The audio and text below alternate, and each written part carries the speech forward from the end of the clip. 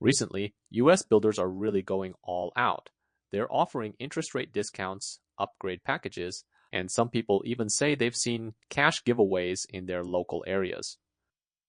Builders are desperately trying to boost sales, so some folks are saying this time they definitely want to squeeze every last bit out of the builders. But others are warning that the bigger the discount, the deeper the trap. Builders are the real professional harvesters after all. So in this episode, we'll clearly explain the 6 most common promotional tactics used by US builders, and for both owner-occupants and investors, which ones are real opportunities and which ones are traps. Before we start, please give this video a thumbs up. Your likes are my biggest motivation to keep updating and sharing content. Some people are asking why builders can't just straightforwardly reduce prices, instead of using all these various promotions and roundabout ways of cutting prices indirectly. It's because once builders cut prices and put it in black and white in the contract, the impact isn't just on selling you that one house. It affects all of this builder's new development launch prices. So indeed, as some people warned before, these new home promotions look like they're giving you benefits, but they're actually all traps. I've made this comparison chart for everyone, the 6 most common types of promotional tactics. So the first type is called rate buydown. The builder helps you buy down the interest rate to 6%, or even pay a bit more to buy it down to 5.5%. The second type is called closing cost credits. The builder gives you a sum of money to pay for various fees like title transfer and all sorts of escrow costs. You can save up to about $10,000. If you can't use up all this money, some developers will let you supplement it and put it toward upgrade packages. That's the third type. Previously, you had to pay $50,000 to $60,000 separately for upgrades, but now all the renovations are given to you for free. For example, they help you upgrade the kitchen, bathrooms, flooring. Everyone really loves hearing about renovations, so this is also the most deceptive one. Like giving you upgrade packages to attract you to purchase more additional studio upgrade packages so they can earn back all the money they gave you in concessions later. So the above 3 types are very common whether in New York or California in all states. But the next 3 types vary by region. Like this 4th type HOA, property taxes, insurance subsidies. The 5th type is appliance and furniture gift packages. The 6th type is called move-in bonuses. Complete all closing procedures within the specified time, and the builder can reward you $5,000. So in this section, you just need to remember that the starting point of every promotion is carefully designed for a specific group of people, and there may be other places later where they want you to pay money. Look at this model home. You get used to seeing it, and it really is beautiful. But the house that will actually be handed to you in 6 months. Some people, after seeing their new home, left very angry comments saying things like, "Why is the kitchen designed so ugly?" or "The bedroom ceiling doesn't even have lights installed." These are actually intentional cost-cutting measures by builders, with places for you to pay later waiting for you. So smart builders will first give you some free upgrades. You'll feel that the effect after upgrading is really different, but you'll also think, these upgrades are so good. Can I add a little money to upgrade other areas too? That little money slowly becomes big money. Developers can give you 6 months until they hand over the house, leaving plenty of room for you to freely choose various configurations in the studio. Your renovation upgrades are where they make money. It's the most lucrative part of builder profits. For example, kitchens usually have cabinet islands, range hoods, island pendant lights. Bathrooms will give you countertops, double vanities, shower glass doors, tiles, finished walls, smart toilets. The whole house usually also has new flooring, wall lighting, outlet, and baseboard lighting provisions. You'll find that each item makes you feel like the free upgrades they gave you before aren't quite enough. So you'll need to give the builder more studio allowance subsidies later, giving them opportunities to generate revenue. So on paper, you see the builder gave you $20,000 to $30,000 in renovation upgrades. But what about the actual price? One person with very careful attention to detail, a friend who does renovations and frequently visits building material markets, said that builders' cabinet costs are only $300 to $500, but upgrades can be written as $1,500 to $2,000. So he calculated that the renovation subcontractors themselves need to double their profit margins, and builders as general contractors double it again on top of the subcontractor base and put it on paper for you to see. I think even if it's not as high profit as this person said, probably most of these upgrades, the money actually spent on you, is far less than what's written on paper, and the quality is far from as perfect as you imagine. People always ask whether doing your own renovations would have better quality and more reliable materials. Look, this is another trap. We specifically reminded people in our old house renovation series that if you're just a renovation enthusiast, but a complete beginner at construction, and you want to practice on your own home renovation first, especially kitchens, bathrooms, and various electrical and plumbing modifications, your costs might double and you'll pay a big tuition fee. Besides that, small renovations like just changing a smart toilet, adding a toilet seat, changing an island countertop, or changing decorative effects. As long as you've watched the previous renovation series and understand the construction process, you can find people to change these yourself.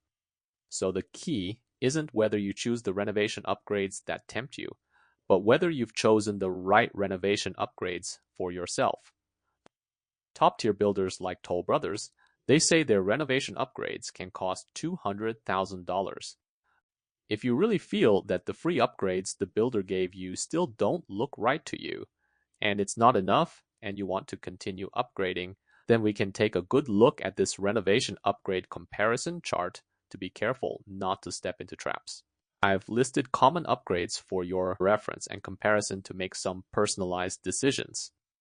For example, there are people in New York buying new homes who came to me for real estate consulting. They asked about buying an owner-occupied home.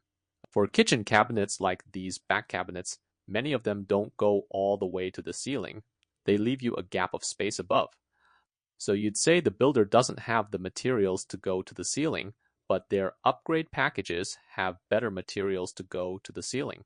So my suggestion is, if you're owner-occupying, you can choose to upgrade. Try to go to the ceiling if possible. Because many young people are quite busy with work, and after living there for 6 months, they find that the kitchen is the area most prone to mess in their homes. If you leave a gap above the cabinets, it's very easy to accumulate dust. If spider webs accumulate above, it gets even dirtier. So if you upgrade to go to the ceiling, it not only looks good, but also gives you more storage space, and you don't need to clean it. Another example, people in the Southeast consulting about buying new homes. Some places require basements, and the default flooring the builder gives you is this very cheap flooring. The later maintenance has endless hidden problems.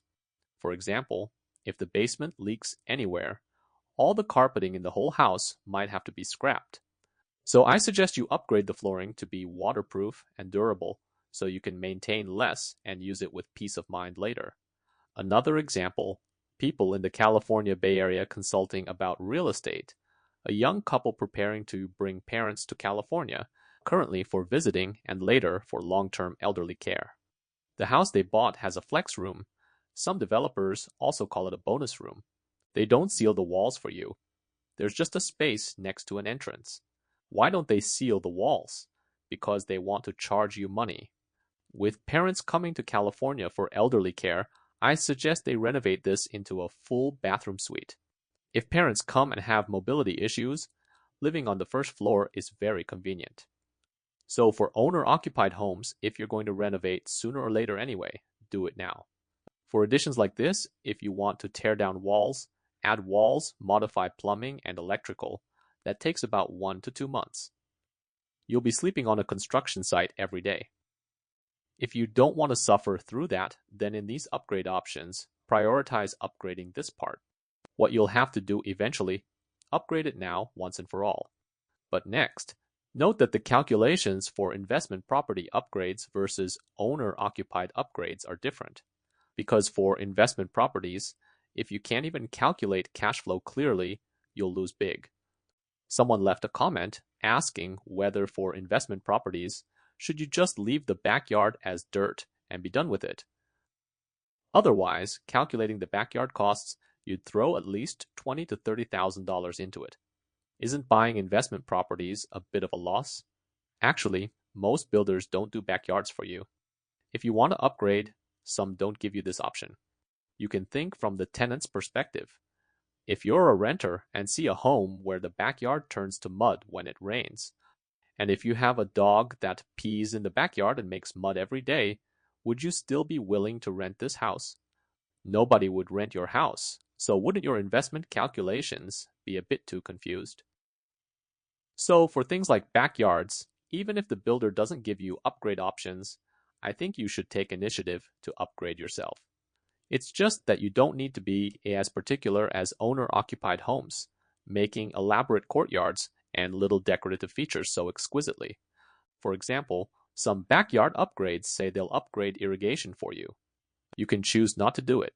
Like in California, where water bills are getting more expensive, some tenants want to save on electricity and water.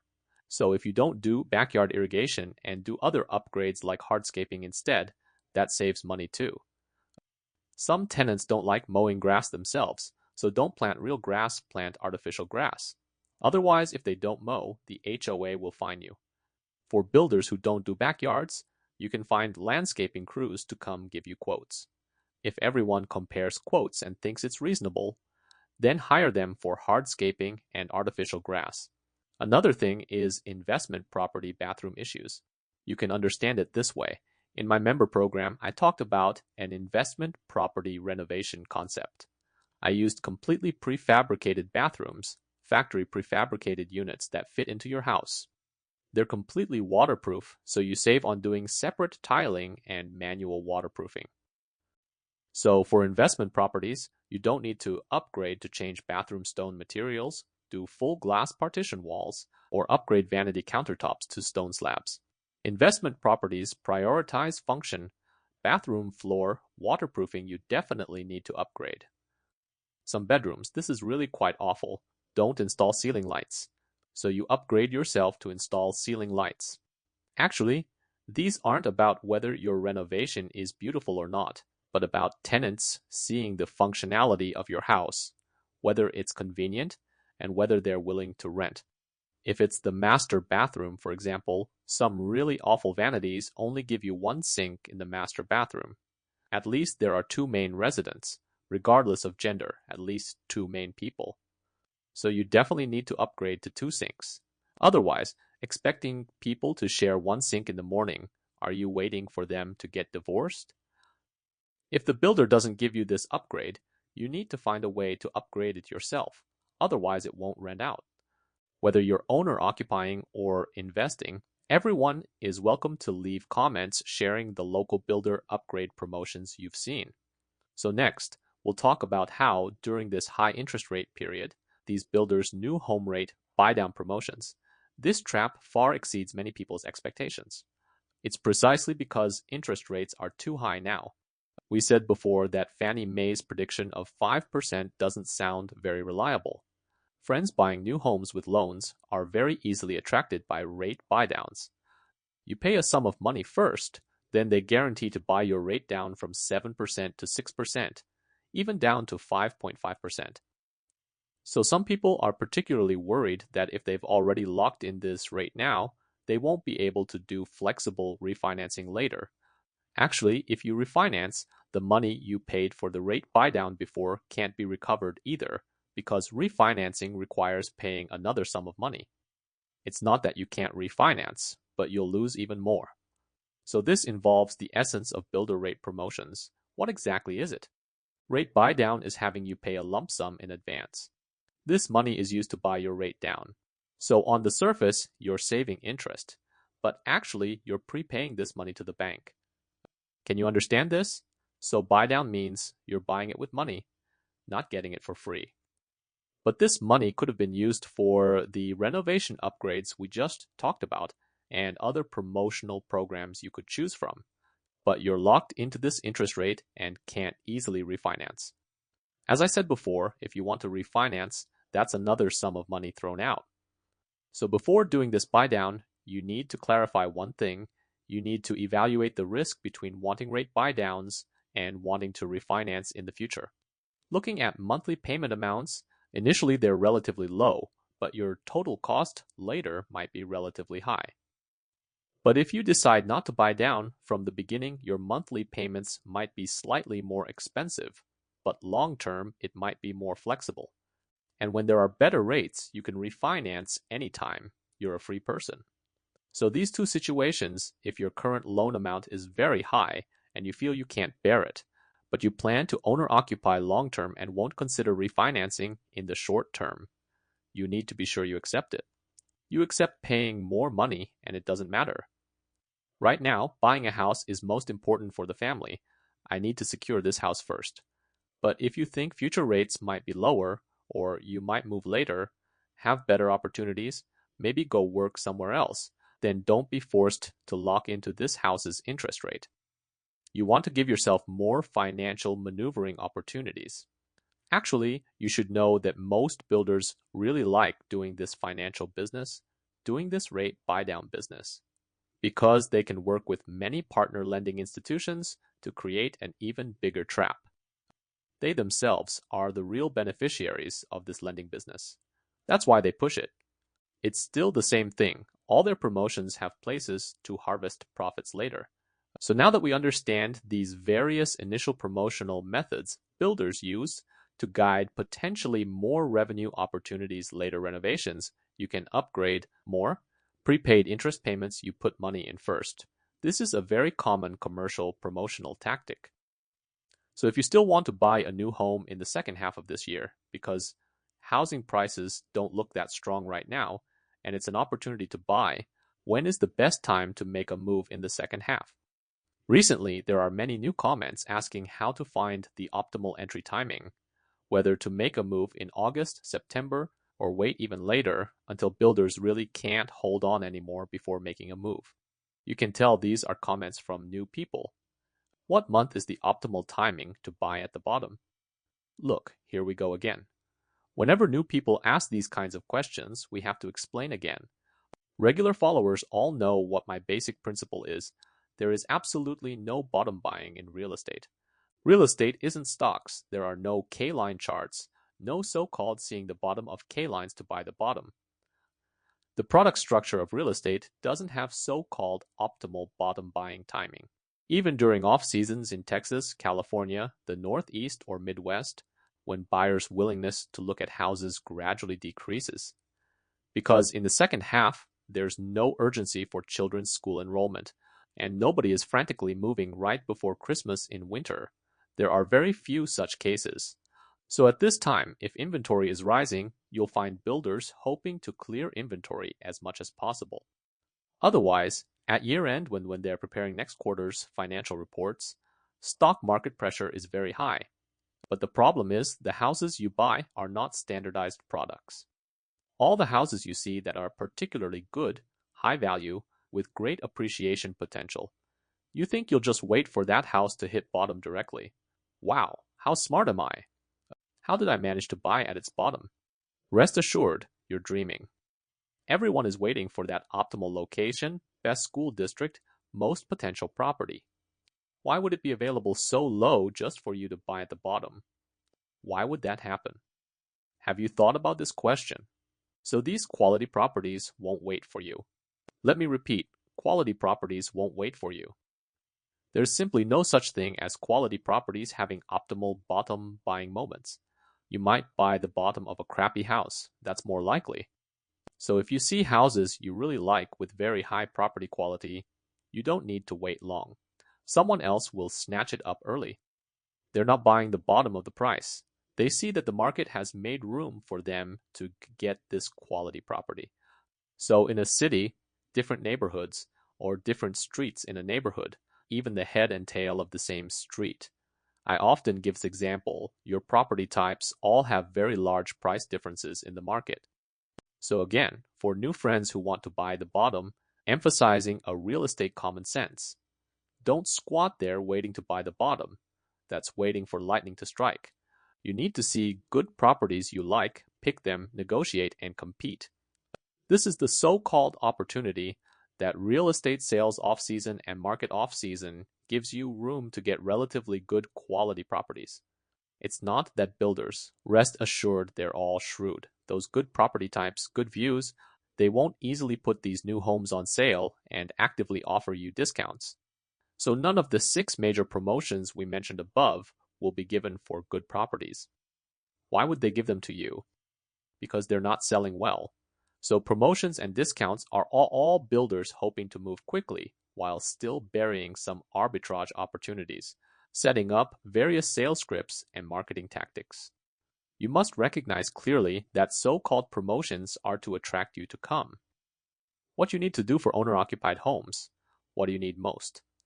Prioritize upgrading that. More unnecessary upgrades. You don't need to be trapped by these various builder tactics saying, come upgrade more. Pick around in the studio, these materials will be better. Don't think about those problems. Just make it adequate for your use. Don't forget what that CEO personally admitted in the meeting. They're now using the best profit model, the most effective profit model, which is attracting customers to upgrade. Don't compete. Upgrading should be based on your own needs. Don't waste money. Don't waste excess resources. So let's summarize. For promotions we should take, absolutely don't be soft-handed. Rest assured builders are definitely making money. You don't need to pity them. Rest assured, builders are much smarter than you, much more cunning than you, much better at taking advantage than any of us. Just don't get trapped by their endless sales tactics, throwing money into subsequent upgrades. If it's unnecessary, don't spend randomly. It doesn't affect your normal daily living use at all. There's no right or wrong upgrade. What are you competing about? Choose the most practical ones. The money you can save, use it in daily life. You can invest more in other aspects of life to improve your overall quality of life. We have many places besides houses where we need to experience life. In those places, you can consider whether spending money is worth it. If you know how to spend money, you'll know how to make money better. Welcome everyone to leave comments sharing your thoughts on these builders' new round of promotional tactics and renovation upgrades. Thank you for your likes and subscriptions. Don't forget to turn on notifications so you don't miss the next exciting share.